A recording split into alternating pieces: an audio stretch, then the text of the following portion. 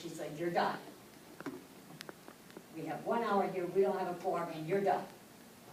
So she looked at the other guy and said, you have something to say, sir? He said, oh, hell no. I have nothing to say after the lashing you just gave him, because trust me. She even went as far when I said, hey, you don't talk to people like that, Patricia. She let me know real quick that me, well, I'll tell you what. I sat there and she looked at me and she said, you don't intervene, you fucking, excuse me? Wow. Karen. I said, my name ain't Karen. My name's Linda, not Karen. And I bring people here and they never come back after the first time because of you people. You run the board. You don't want nobody in there, you don't want nobody on there. But I can say, this is the first year I've ever felt as bullied by these people in any other year. They sit down and say, oh, a couple of days back, I think you were there, and you, well, I don't know what you're hearing. They can't take your pool away, they can't take your tennis thing away, they can't take this and that away, because this was built when the homes were built. And now we get a letter that they don't take our pool away, they don't take everything else away unless they bully us to stop down and step real far down and leave them alone. And I don't like to be bullied. I don't. And I've never felt this way in my life as this year. And to sit back and say, hey, neighbors ought to help neighbors. And when a neighbor has concern, unless it's in their thing, they ain't got time to hear it. They do not have no time to hear it for anything whatsoever. None. I have been cussed out by Patricia. I have been yelled at by Patricia. And I'm the only one told to shut up, other than Blanket. But yeah, I mean, I love the neighborhood. We got great people.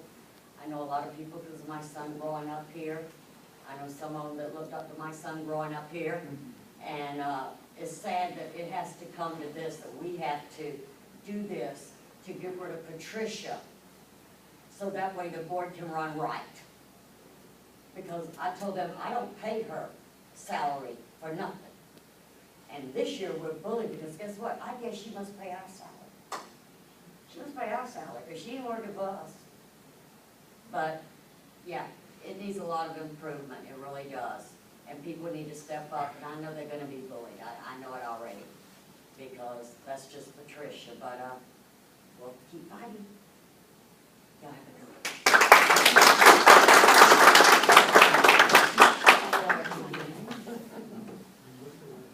Mr. Umberto.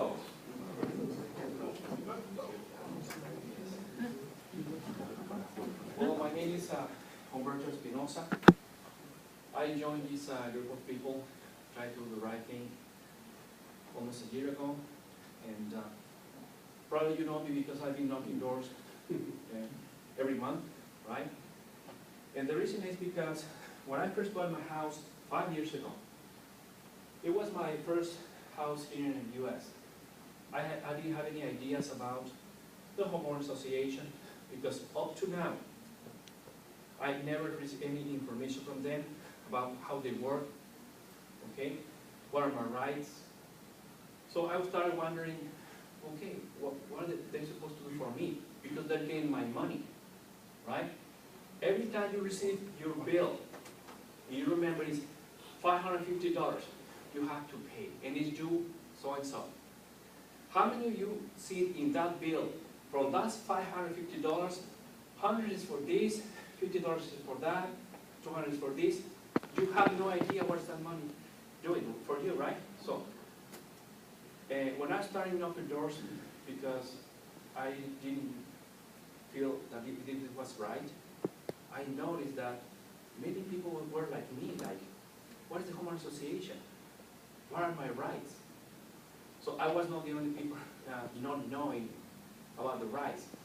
So I was knocking doors, and these people, I'm afraid of them. The only answer I have from them is, they can take my house, I have to pay, right? So I've been notified, and that's been my job for so many months, notifying you guys. What are your rights? What are the things that you can do to make these things right? And I think we're going to have something good from this because now more people are aware of what is the right thing to do. So, right, I bet you that for many years, the other homeowner association meetings, they don't even have half of the people that we have here, right? And probably if we choose a different time, because there's people working. I receive many phone calls from people saying, I cannot attend the meeting because I work until 9 p.m., right? So I think there's many things we can do as a team, and the best part of me being in this group is that I get to know you, right?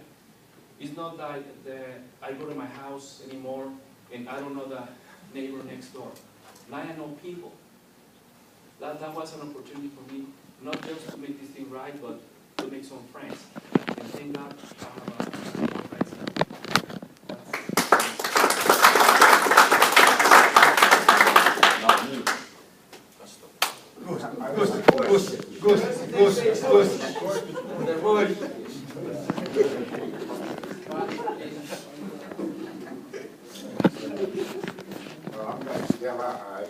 All I can say is, I bought the house in 1980, so it's been a figure 5 years.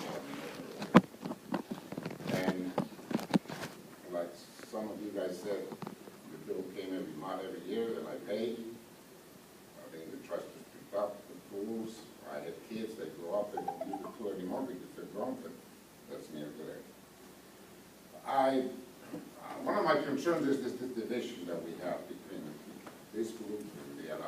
For the first time, I attended that Monday meeting that they had with PCM. I think we were still 7 or 8. And my question is, well, why don't you guys get together and put their heads together and run forward? And they said, well, we invited, and now I do different things. My position is that I think as a community, we have to look for each other, like I said, good neighborhoods, and then pay our monthly due. I think a good investigation that you guys done is see where the money goes and what are we paying for, which is good. But this thing has to be resolved. We don't want lawyers or foreclosures and the people that work, and they hardly work to pay their mortgage. I think the last thing they want is somebody calling and saying, well, no, we didn't pay your dues, and now we're going to foreclose you, or want to get a lawyer, and they might not even have the money for the lawyer. So my position is that I'm willing to pay the dues and continue with my life and have the trash can picked up and the tools, everything. But if it's the election are good and we're going to have this thing and remove the other people, fine. But I would strongly urge that we come together and get this thing over, and as a community, like I said, let's go on with our lives, and nobody wants to have these fights between one group and another. I understand that what I'm hearing now is that PCM wants to hold it to the contract, but we need to make sure that who has the contract to do, the police, the trash cans, the pools, and everything else. So that's my position. And like I said, probably 6 months out of the year I'm overseas because my business. But it's a pleasure meeting you, and I'll probably see you around, but that's all I can say.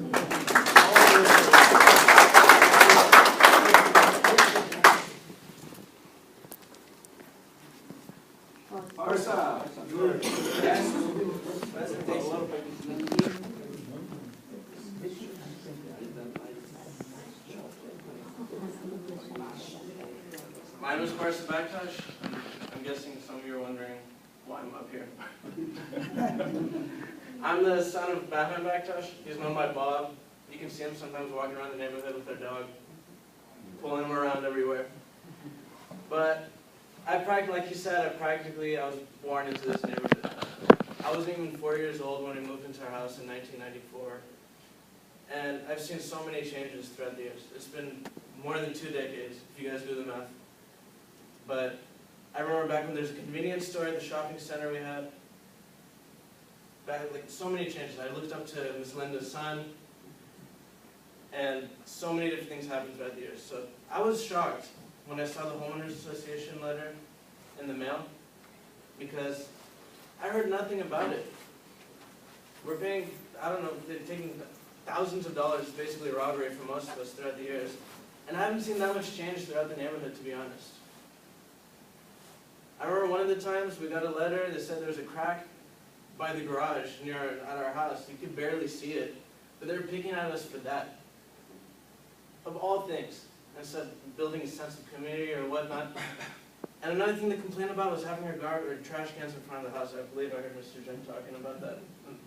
Like, where are you going to complain about that? But anyway, getting to the point, my dad said they increased the prices from around $400-something to $500-something. And he said one of the charges he said they did was they spent about like $6,000 or so to build cracks into the pool.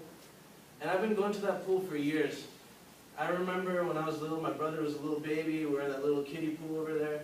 That pool has not changed much, at all. There used to be a diving board there, that was about it. And for some reason they don't have it anymore due to like insurance reasons or something, but they're getting enough money from us for that. Right. The tennis court right next to it, I go there, I'm not a big tennis or volleyball fan, but sometimes I go there because there's like flat land and all that, and I like to run football around there with my friends. Cracks all over it. All around it. Like somebody could seriously get injured. There used to be a basketball hoop in front of it. Now it's just a backboard. Like what are you supposed to do with a backboard? I understand if there's at least a hoop there, but you can't even play anything on that. I mean, I don't even understand where this money's going. And the pool that Ms. Boyka was talking about, south of Richmond, that's usually the only choice my friends and I have because they lock up the other one at nighttime because there's no lifeguards there. We go there, and the lights aren't even on in the pool. They're functioning, they're working, but there's no way of turning the lights on, and the bathrooms are just a mess. There's a clock that was cracked on the ground. Like, who's paying for these things? And I have no experience with home board or any associations whatsoever. I was part of several committees in high school. I was part of several honor societies in university. And I've worked with several officers. I worked as a team person. I work at a restaurant as a server, worked with the managers, the servers there. And I know what it's like to work in a team. And there's plenty of people here who've been through so many different things, who have solid plans. They want to make things happen. Ms. Moore was saying that we need to build a sense of community. We've been living in this neighborhood for 20 years. I only know a couple of you here. And I go around this neighborhood a lot. We have some people here, like my father's a computer technician. We have people that do different things. My dad knows people. You guys all know people. Why should we go to Geek Squad at Best Buy when you have Bob's computer store right here? And I'm not putting any other people down, but like we can all help each other out. We can find the best deals around. We can help each other. If we go on vacation, we tell our neighbor, hey, can you look over my house? Can you check my mail? We need to have a sense of community. We need to help each other out. We need to be there for each other. And it would be a great honor. I mean, we have so many great people here. Like, I don't know who the top 3 are going to be. But if I do happen to get picked, it doesn't hurt me. I mean, it would be an honor to. It would be a great honor and privilege to work with these people. Absolutely. And thank you guys so much for listening to me. Thank you for the opportunity.